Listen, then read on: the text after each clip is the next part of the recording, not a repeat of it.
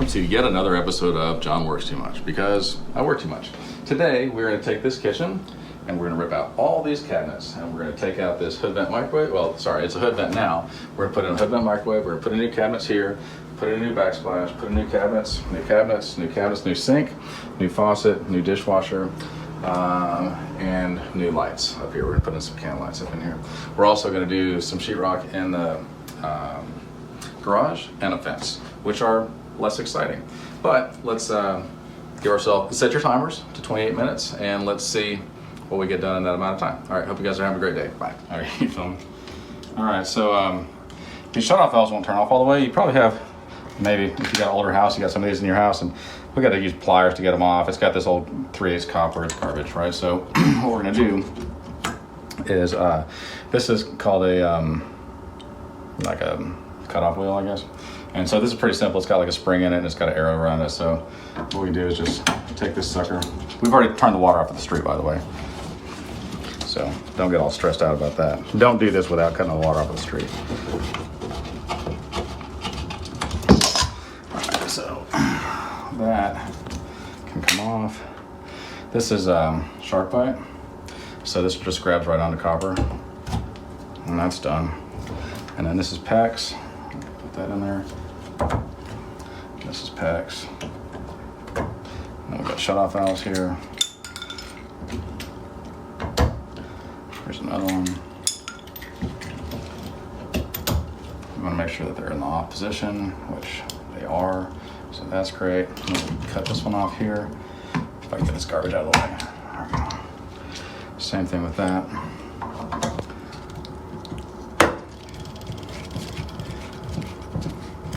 So it's basically twisting. Yeah, it's got a carbide. Copper. It's got a carbide wheel, so it cuts it right off, just like that, and then It's pretty efficient. yeah. Plus, it's not that hard. Okay, that's it. It's done. Hey there. So we didn't get everything done that I wanted to get done because once again I have unrealistic expectations. And it took 30 minutes. 30 minutes, not 28 minutes, which is a little bit sad. And I'm not gonna lie to you. There came a point. Oh my goodness! Hey, Mr. Monkey. Quick question. Do you have any bananas? Can you go get me a banana? I would love to have a banana. Yeah, okay. You gotta go. Go get a banana. All right. So anyway, earlier we got these cabinets up. We got the hood vent microwave up, which is great. Stove back in place. Cabinets, counters. We put in the sink. That works. There's a soap dispenser, which is nice. It's got a garbage disposal. We got that hooked up. We got the dishwasher hooked up. Counters in. They're not all the way done yet. Tile's not done yet. Yeah, we haven't done the cabinets backsplash. aren't really completely. We need to leveled. tweak them and whatnot, but they're all adjustable shelves. And things. These cabinets aren't completed. But not bad for 30 minutes. Not the normal 28 minutes. And there came a point. There's kind of a lot of stuff going on in here, and I got a little. I felt anxious, and so I told David that I was feeling claustrophobic, and he said, "That's stupid. There's no such thing as Santa Claus." So if you're anything like me, you probably think things like, how would I handcuff a one-armed man? Or maybe you think like, if there's a cheetah and she's got a bunch of little cheetahs, are those called Cheetos? I don't really know. Anyway, we were busy today and I forgot to do any videos. But we did some stuff, I'll show you. We got the rest of the counters on, which is nice. We got these recessed lights in. They still need some mud work up there. We got knobs up on these things. We did our backsplash tile. We grouted that, which is nice. We also did a bunch of sheetrock out in the garage, which is boring. And then we did post for a fence, which is also boring. But the sink works, and that's nice. And the dishwasher works, and the hood vent microwave works, and the stove works, and everything. So, you know, there are times in your life when you think, maybe I'm not that important. Maybe I'm not that important of a person, and my job doesn't really matter. And maybe you think that. Maybe you're like, I'm just a construction worker in Texas. Who really cares? Poor me, boo-hoo, whatever. But here's my thought.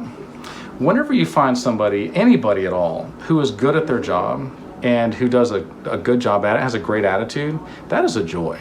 No matter what in the world you do, if you're a waitress or if you're, I don't know, if you clean toilets, if you're a janitor or a maid or anything that you do, an engineer, like something important, if you're a rock star, it doesn't matter. But if you've got a good attitude and you do your job well, I just think that's a joy. And I think that you're a blessing to people, and I applaud you. I don't mind people that are dirty because I'm filthy. But I just think that we should do our jobs well, and we should do our jobs as unto the Lord. We spend more time working, especially me, than really anything else that we do. And I think that our work is like an act of worship. The way that we work, the way that we deal with our customers, the way that we deal with our employees, or whoever, the people above you and people below you, everybody's got that, says a lot about you. How you deal with your money says a lot about you. And I think that that's very important. So that's my thought for the day. I hope you guys are having a great day, and I'll see you soon. I'd like to talk to you guys about a couple things. First of all, we got that kitchen done. I think you pretty much, oh, thank you for the water. We pretty much showed you what that looked like inside. We also fixed some sheetrock, and we got this fence up, which is pretty amazing, and we got the gate up. So that's great stuff. So I'm a little disappointed because I read this book on dieting, and I'm still fat. What do you think about that, David? You're huge. Yeah, no, it's really in disappointing. Japan. Did you Yeah, I'm definitely huge in Japan. I had dinner, and I think that really just it's embarrassing. I don't want to talk about it, but I'll tell you what I do want to talk about is Let's that. see your six pack. No, it's more like a kegger. You don't want to touch this. This is nasty. It'll scare you. So I talked to my mom yesterday, who I love very much, and she said, "John, I watched your video about how to lay a laminate floor," and I was like, "Cool." And she goes, "And then I laid a laminate floor." And I was like, that makes me so happy. Like, I'm so happy for you. And so if you guys have watched any of these videos that's helped you with anything, please tell me about it, because I love hearing that. And I want you to know about my friend's gossiping problem. You wanna hear about it? I can tell you all about how much they gossip. You wanna hear about that? Nah, it's kind of hypocritical. I will tell you that I do gossip about people all the time, but I don't know if this counts as gossip, so I'm gonna need your opinion. If I say good things about you when you're not around, and I tell people all the good things about you and like how to encourage you, and like if you've got a concern in your life, and I'm like, how can I help you with that? Is that gossiping? In a good way. But it is gossiping. Pretty much. Well, then I'm guilty. I gossip all the time. All right, so we're done with this one, and we're moving on to probably a deck tomorrow. Love you guys. Bye.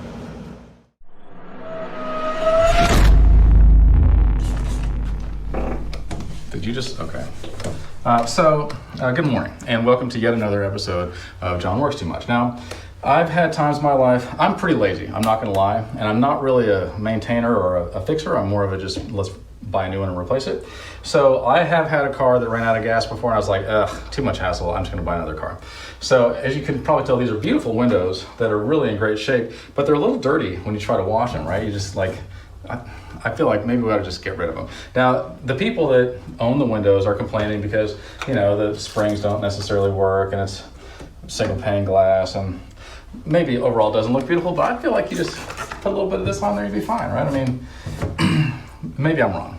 Either way, we always do what the customer wants because, you know, we need their money. And, you know, I think this stuff fixes a lot of stuff. Like, for example, I'm kind of a mess myself. I've probably got some cracks. I'm really single pane glass and stuff, but you think it'll help me, Canoe? I don't know, let's try it.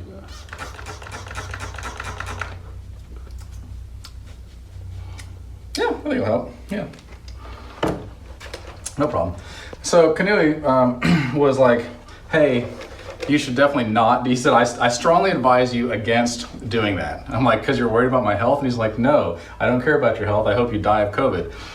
But he said, you know, the kids might watch this and get scared. So here's the thing, kids. Don't actually do this, because I've been building up a tolerance to this stuff for years. It does kind of sting a little bit. It's got a lot of ammonia in it, but it's probably, I think I might get COVID from it. And I may, he's already coughing just from being, it's like a second contact high or whatever from COVID from this. But I want my kids to be able to sue the generic Windex company so that they can, you know, say, hey, he died of COVID. Anyway, that's not really, disclaimer, that's not really Windex, it's just Blue Powerade, and it's still chilled from the gas station. Quite delicious, actually. Very refreshing. All right, so we're gonna put in new windows because these actually do look horrible and they don't really work very well, and they're just, you know, a mess. So we tear those out and put in new ones, and they're double pane, and it's gonna be amazing. So we'll show you as we go. Anyway, love you guys, bye. Kids, do not drink Windex. Do it! Drink, it's delicious, look. Oh, hey. So as you can see, there. me and John are working together again. Yes! It's been a while, hasn't it? Yes, I've been crying every day. crying, like laugh crying, or like sad It's crying? but I laugh a lot when I cry, and I cry a lot when I laugh. It's very confusing. I think it goes a lot like this. It's like this. Like yeah. But like those theatrical, sad, Yeah. happy faces. Oh yeah. Yeah. All right. So, I want to talk to y'all today about laziness. Cause I got it. You got laziness? Oh yeah. It's It's a 4-letter word. It's actually you're more likely to get laziness than COVID-19. It's an epidemic. It's a actually- pandemic. Laziness is probably one of the leading symptoms of COVID-19. So we're gonna go ahead and talk about laziness right now. Fact check. That's right. Yeah, that's right. Okay, so yeah, my source for that is John, and John's source for that is me. So, Pretty much. I mean, that settles it. And just like Facebook rules, I think that applies. And you can trust anything you see on the internet, promise. Absolutely. And this will be on the internet in moments. Okay, so in the spirit of laziness, my hammer's right around the corner. It's like maybe 20 feet away from me, and I'm feeling lazy. So I'm gonna show y'all a hammer fist technique. So we've got this little spot right here. I gotta get the, pry bar and wonder bar in there. You take it like this, you say, okay, yeah, this is where I could probably use a hammer, but instead I'm gonna use my hammer fist, and I'm just gonna get that in there like What that. in the world? It's taken me 10 years of Kung Fu construction training by my sensei, John Tennell, to actually get that, okay? And then, look, he has a hammer on his tool This belt. reminds me of a wonderful. I was going to tell you that I had a hammer right here, but I wanted you to find it yourself. Yeah. So this reminds me. The Indians say that if you look wherever there's a problem, right next to it is the solution. And let me give you a for example. So poison ivy. I happen to be really allergic to poison ivy, unfortunately. Apparently, wherever poison ivy grows, there's something called jewelweed that grows, and the jewelweed is the antidote for the poison ivy. And I've done this before. I was working on a job building a bridge, and I got poison ivy. Poison ivy was everywhere, and I saw it, and I'm like, oh no, I'm gonna be so itchy. And I looked around, I was like, there's gotta be some jewelweed here, and I found it, and I rubbed it all over my legs, and I washed it all off and everything, and I didn't end up getting poison ivy. Yeah, so usually the solution is right in front of you. Like in your case, when you're looking for a hammer, there was one right here, and if you just said, hey John, you got a hammer? I'd been like, it's right here. And a lot of times I'll be like, where are my sunglasses? I'll look all over the world and right on my face. Yeah. Or how many times have you been looking for your cell phone with the light on your cell phone like this? Yeah, I've done that for sure. Like constantly, right? And so I think that we're just pretty dumb and we're pretty lazy, Yeah. which brings us back to COVID. And because of that, yeah. we don't see that the answer is right there in front of us. And this isn't just about hammers and poison ivy and sunglasses and phones. This is about life lessons and stuff that you're looking going, I don't know why this doesn't work. Just take a step back, remove yourself from the situation, look at it and go, you know what? The answer was right there next to me the entire time. And I just want to say that we are setting a dangerous precedent with our laziness due to COVID-19. America will suffer because of it. There are industries that are suffering because of it. The only industries, All the industries except for us are suffering. yeah, the only industries that are surviving are construction and real estate. That's because we got the hustle and we lost the laziness and we keep working. So We don't make excuses. We don't- make money. We don't. Yeah, that's exactly right. We don't make excuses. We make money, and we also make hammer fist techniques. And also, I was too lazy to even ask John for a hammer. So that's the lesson for today. We're gonna get back to our pinstriping and bean growing. And Yeah, we like to we grow some beans. oh hey. Oh, hey there. So we're just out here working today. Today's a pretty hot day. It feels like it's about 105, but with that cloud that just passed by, the little one's about the size of a nickel. It felt like 103 degrees. That's not bad. That's a big difference. So with this weather that's kind of weird right now, did anybody else notice like a significant drop in temperature all of a sudden? Like I did. I noticed probably a 30-degree temperature drop. As soon as we took this window out and the AC started blowing in our face, it was like, wow, man. The answer was right in front of our face this entire time. We were hot and sweaty, and then we took the window out, and right there on the other side of that window, there was a cold AC. Now, I don't know who's paying the bill on this. They're probably not going to be as happy about it, but No. man, it really feels good. It's like putting your head in a fridge. I almost actually had a tendency to kind of look in here and try and find a jar of pickles or maybe a bottle of That juice. is or nice. Here's some something. mustard. Yeah, it feels like a fridge. It really does. It feels really nice in there. What do you want to talk about, Kenny? I want to talk about the ideal place to live. Okay, so Okay. for me right now, I feel like the ideal place to live is inside of a fridge because That's honest. we've been hot and miserable and sweaty for it seems like our whole lives. So now my ideal destination to live, screw the Caribbean. I don't care about the mountains. I don't care about the beaches or anything like that. I want a refrigerator that's big enough for me to put a bed and, my tools and my body. I think that with modern science and enough money, you could probably make that happen. Yeah, it might be even more expensive than a house. It probably is. And then you know what we can put in there? Yeah. The food we eat too. We can live with our food. Our juice, we don't have to get up and do nothing. We have to have the bathroom in another room, though. You don't want to crap where you eat. That's an unwritten rule. That's an unwritten rule? Okay. I mean, I could write it down. I got a pencil. I was about to say, wherever you eat. Yeah, right there. Now it's a written rule. Yeah, for sure. Well, you know, it will be. sure. Just trust us. Is there any other place that you'd rather live? I would like to live... Besides in a fridge? I was thinking maybe like an underground cave or something like that. Oh, you know, yeah. with stalagmites and stalactites or whatever. Yeah, maybe like albino geckos or something? Yeah, because, you know, I'm pretty brown from the summer, so I'd like to kind of find a place to... Yeah, you're a little bit browner than me. Oh, crap, I'm dirty. Ooh, wow. How did that happen? Good Lord. What happened here? This is... I need to go take a shower. This is why you go to school, kids. Yep. So you can- Stay in school. So you can get out of school, make $12 an hour, and still come work for us.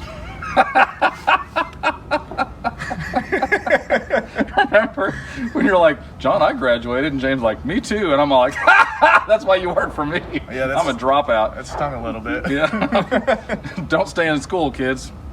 My son just dropped out of school 20 minutes before he's about to finish. He didn't drop out. He's taking a semester off, which means he's never going back. Love you, Ben. Hope you don't see that.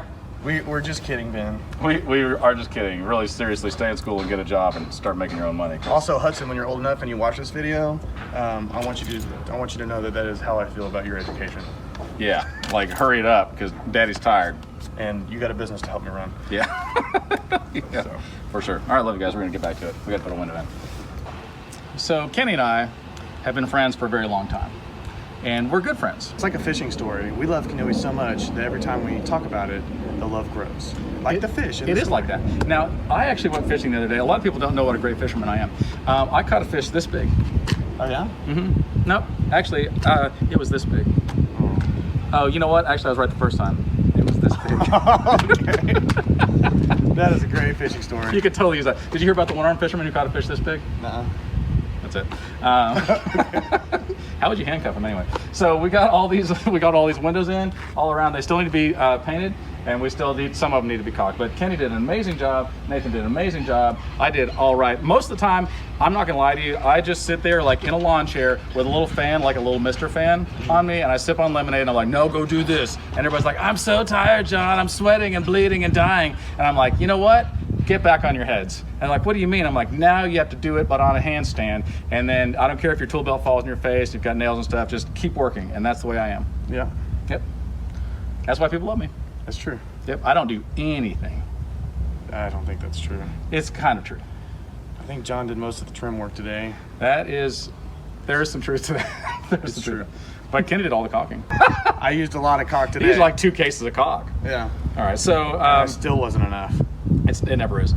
We're gonna go see a show tonight. By we, I mean me and somebody else. And I don't know what you got a date night, right? Yeah, I got a date night. You ought to come out with us. I love you guys so much. We'll see you soon. So I'm out here working by myself today. I got all these windows painted. There's one. There's 12 of them total. Like many of you, I really enjoy talking to myself because he really gets me. And also, I'm having deja vu all over again. It feels like I've been here before. So I just wanted to wrap this video up because sometimes I forget to do that because I'm lazy and busy. Anyway, that's it. We got a bunch of windows done and they're all in and everybody's happy. So love you guys.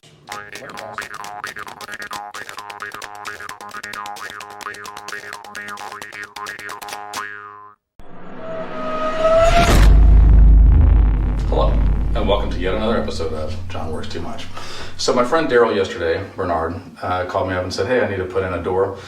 Can you tell me how to do it? And I'm like, yes. Well then today, my other friend Maureen was like, hey, my door doesn't shut. Can you help me out? And I'm like, also, yes. And then I thought, you know, the weather's changing and it's probably that time of year where probably a lot of you guys need to adjust your doors. Let me tell you why.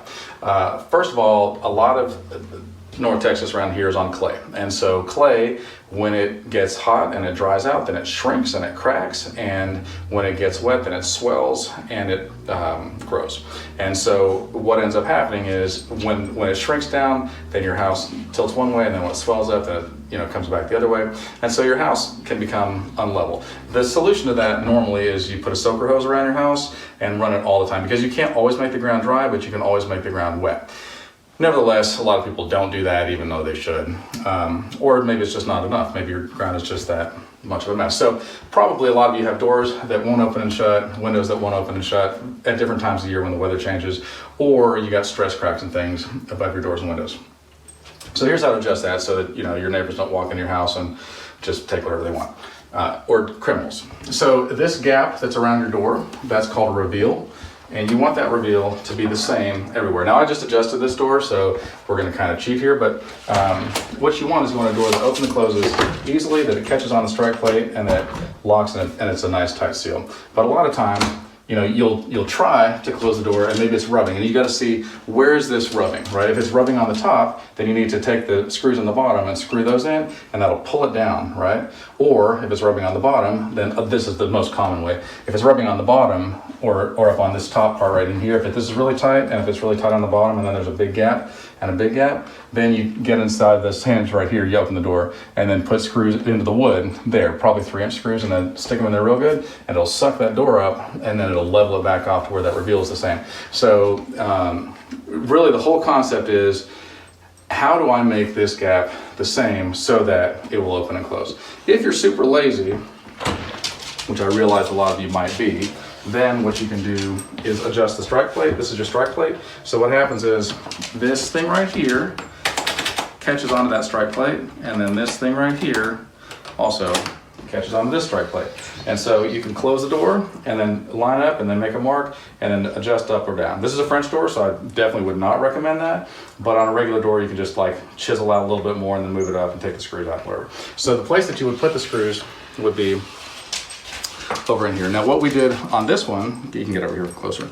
What we did on this one is this needed to be moved out some.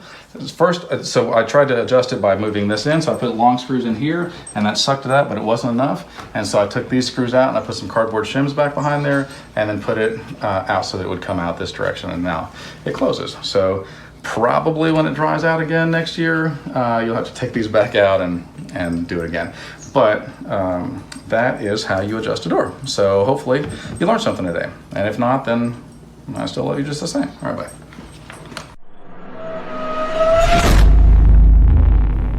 Good morning, and welcome to yet another episode of John Works Too Much. So you probably remember we worked on this house a while ago, a couple different times, and it is just beautiful.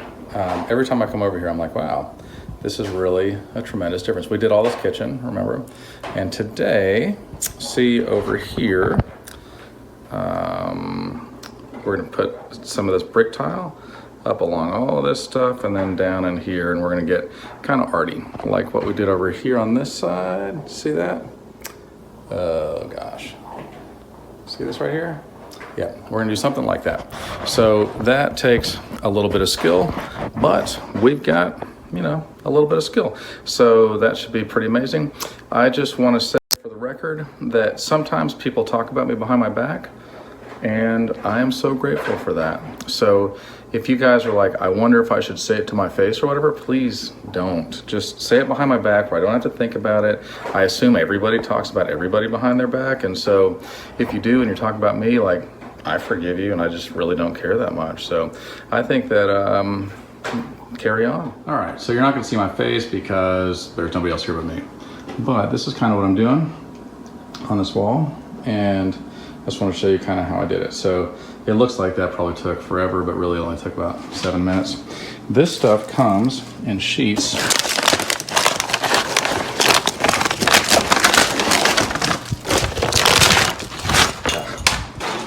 Like that. So I just take that whole sheet and put it up. Yeah, I put mastic. So there's mastic.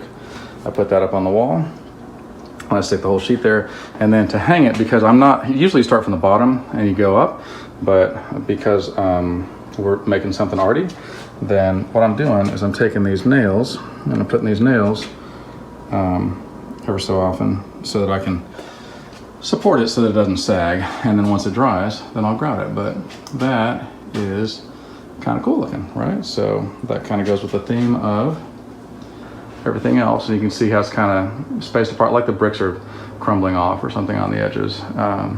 But it looks real nice. Oh, hi. I was not expecting this.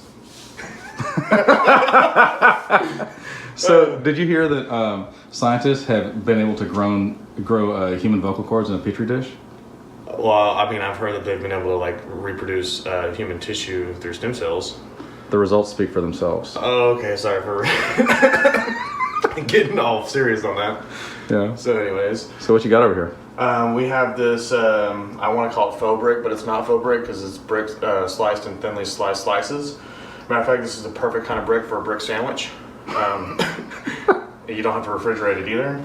It looks really good. This is John's artisanship, all the patterns and stuff that you see here. What we had to do is we had to go in the backyard and we had to dig into the ground until we found this exact color of clay. And then we hand harvested all the clay, brought it in, added some sand to it, threw all that away, and then went and actually bought grout. Put it in a bucket. I was very groutful for the grout. Yeah, put it in a bucket and put it on. As you can see, these are probably some of the smallest grout lines you'll ever see in any kind of tile work.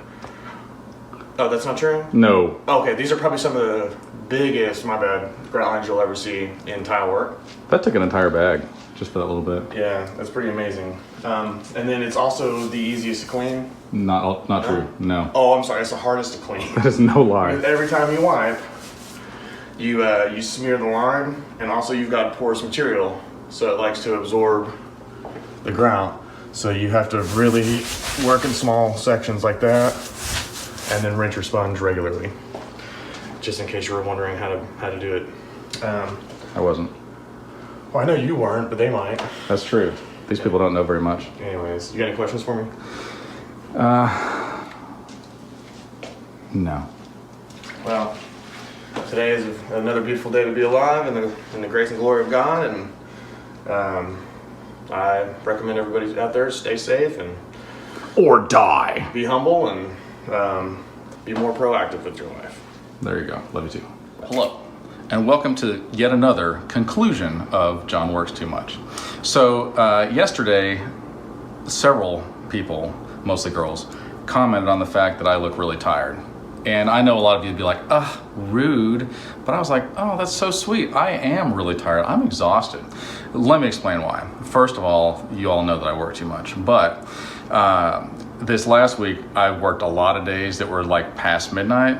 Then I had one that was till 1:30 in the morning, one that was till 2:30 in the morning, and then two in a row that were till 3:30 in the morning, which is fine. I can still get up at 6 and go work all day long, but I worked straight through on Sunday too. And as you all know, Sunday is the Lord's Day. Really, they're all the Lord's Day, but Sunday especially. So they've actually done scientific research, and our hearts go at a certain rate, whatever our rate is, mine is really low, for 6 days, and then our heart beats slower for a full day.